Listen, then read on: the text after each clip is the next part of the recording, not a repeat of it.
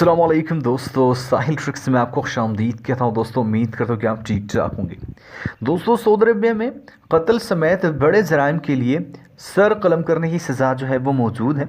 और बड़े मज़े वाली बात यह है कि इस सज़ा को सब पे अप्लाई किया जाता है, चाहे वो छोटा है चाहे बड़ा है, चाहे वो अमीर है चाहे वो गरीब है।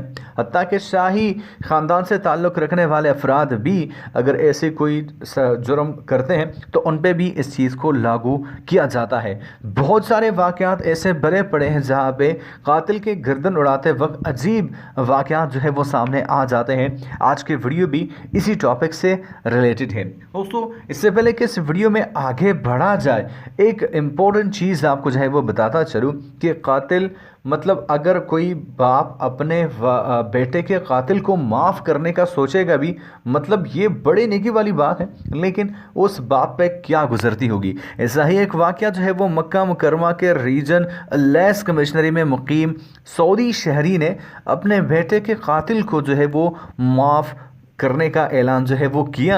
मकतूल के वालिद ने मंगल को शरई अदालत में माफ़ी नामे पर जो है वो दस्तखत कर दिए। अब हुआ क्या कि एक कबीले से ताल्लुक़ रखने वाले शहरी मातूक बिन अब्दुल्ला ने अपने बेटे के कातिल मोहम्मद हसन को फ़ी सबीलिल्लाह माफ़ करने का ऐलान जो है वो किया और उसके करार नामे पर भी जो है वो दस्तखत किए।